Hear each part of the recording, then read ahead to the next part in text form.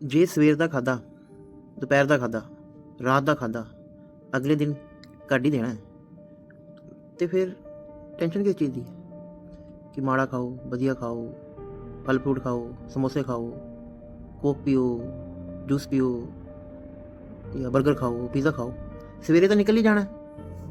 ਫਿਰ ਦਿੱਕਤ ਕਿੱਥੇ ਆ ਰਹੀ ਹੈ? ਇਹ ਗੱਲ ਆਪਾਂ ਸਮਝ ਕਿਉਂ ਨਹੀਂ ਪਾ ਰਹੇ?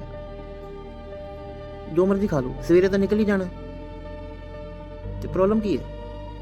ਐਜ਼ ਏ ਹਿਊਮਨ ਬੀਇੰਗ ਅਸੀਂ ਇਹ ਗੱਲ ਸਮਝ ਕਿਉਂ ਨਹੀਂ ਪਾ ਰਹੇ ਕਿ ਜੋ ਵੀ ਖਾਣਾ ਹੈ ਉਹ ਅਗਲੇ ਦਿਨ ਤਾਂ ਨਿਕਲ ਹੀ ਜਾਣਾ ਤੇ ਫਿਰ ਦਿੱਕਤ ਕੀ ਹੈ? ਸਮਝ ਕਿਉਂ ਨਹੀਂ ਪਾ ਰਹੇ? ਐਜ਼ ਏ ਹਿਊਮਨ ਅਸੀਂ ਇਹ ਚੀਜ਼ ਸਮਝ ਕਿਉਂ ਨਹੀਂ ਪਾ ਰਹੇ? ਪੀਜ਼ਾ ਬਰਗਰ ਖਾ ਕੇ ਵੀ ਬੰਦਾ 70-80 ਸਾਲ ਜੀ ਰਿਹਾ ਤੇ ਫਲ ਫਰੂਟ, ਪੱਤਾ ਗੋਭੀ, ਸੈਲਡ ਵੈਲਡ ਖਾ ਕੇ, ਜਿਮ ਕਰਕੇ ਉਸ ਬੰਦੇ ਨੇ ਵੀ 70-80 ਸਾਲ ਹੀ ਜੀਣਾ ਤੇ ਦਿੱਕਤ ਕੀ ਹੈ? ਇਹ ਗੱਲ ਸਮਝ ਕਿਉਂ ਨਹੀਂ ਪਾ ਰਹੇ ਆਪਾਂ ਐਜ਼ ਏ ਹਿਊਮਨ ਬੀਇੰਗ? ਇਹ ਗੱਲ ਅਸੀਂ ਸਮਝ ਨਹੀਂ ਪਾ ਰਹੇ। ਮੇਰੇ ਦਾਦੇ ਨੇ, ਮੇਰੇ ਨਾਨੇ ਨੇ, ਉਹਨਾਂ ਨੇ ਵੀ ਦੇਸੀ ਖੁਰਾਕਾਂ ਹੀ ਖਾਧੀ ਸੀ, ਉਹ ਵੀ 70-80 ਸਾਲ ਹੀ ਜੀ ਤੇ ਦਿੱਕਤ ਕੀ ਹੈ? ਦੇਸੀ ਖੁਰਾਕ ਖਾ ਕੇ ਵੀ 70 ਸਾਲ ਜੀਣਾ ਤੇ ਬਰਗਰ ਪੀਜ਼ੇ ਖਾ ਕੇ ਵੀ 70 ਸਾਲ ਜੀਣਾ, ਸੈਲਡ ਸੂਲਡ ਖਾ ਕੇ ਵੀ 70 ਸਾਲ ਜੀਣਾ ਤੇ ਮਿਲੇ ਤੁਹਾਨੂੰ ਸਿਰਫ 70-80 ਸਾਲ ਹੀ ਹੈ ਜ਼ਿੰਦਗੀ ਦੇ ਤੇ ਜੋ ਮਰਜ਼ੀ ਖਾਓ। ਦਿੱਕਤ ਕੀ ਹੈ? ਪ੍ਰੋਬਲਮ ਕਿੱਥੇ ਆ ਰਹੀ ਹੈ? ਸਮਝ ਕਿਉਂ ਨਹੀਂ ਪਾ ਰਹੇ ਆਪਾਂ ਕੁਝ? ਐਜ਼ ਏ ਹਿਊਮਨ ਬੀਇੰਗ ਅਸੀਂ ਕੁਝ ਸਮਝ ਕਿਉਂ ਨਹੀਂ ਪਾ ਰਹੇ?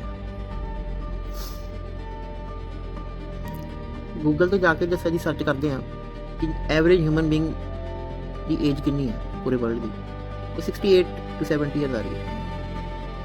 ਜੇ ਐਵਰੇਜ ਇੰਨੀ ਹੈ ਤੇ ਫਿਰ ਦਿੱਕਤ ਕੀ ਹੈ? ਜੋ ਜੀ ਕਰਦਾ ਉਹ ਕਰੋ, ਜੋ ਮਨ 'ਚ ਆ ਰਿਹਾ ਉਹ ਕਰੋ, ਜੋ ਮਨ 'ਚ ਜੋ ਜੀ ਖਾਣ ਦਾ ਹੈਗਾ ਉਹ ਖਾਓ। ਜੇ ਤੁਹਾਡਾ ਸੈਲਡ ਖਾਣ ਦਾ ਜੀ ਹੈ, ਤੁਹਾਨੂੰ ਵਧੀਆ ਲੱਗਦਾ, it's okay, then okay, no problem. ਪਰ ਜਿਸ ਬੰਦੇ ਨੂੰ ਪੀਜ਼ਾ ਬਰਗਰ ਸਵਾਦ ਲੱਗਦਾ ਹੈ ਉਹਨੂੰ ਵੀ ਖਾਣ ਦਿਓ ਕਿਉਂਕਿ 70 ਸਾਲ ਹੀ ਜੀਣਾ। ਸਮਝ ਕਿਉਂ ਨਹੀਂ ਰਿਹਾ ਪਾਏਗਾ? ਦਿੱਕਤ ਕਿੱਥੇ ਆ ਰਹੀ ਹੈ? ਪ੍ਰੋਬਲਮ ਕਿੱਥੇ ਹੈ ਵੀਰੇ? ਇਹ ਤਾਂ ਸਾਈਕਲ ਚੱਲ ਰਿਹਾ ਘੁੰਮ ਕੇ ਮੇਰੀ ਕਰ ਰਹੀ ਹੈ।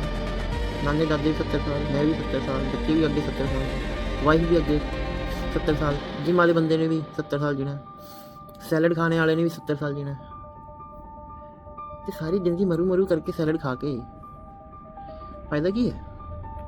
ਸਮਝ ਕਿਉਂ ਨਹੀਂ ਪਾ ਰਹੇ ਇਹ ਗੱਲ ਆਪਾਂ? ਦਿੱਕਤ ਕਿੱਥੇ ਆ ਰਹੀ ਵੀਰੇ?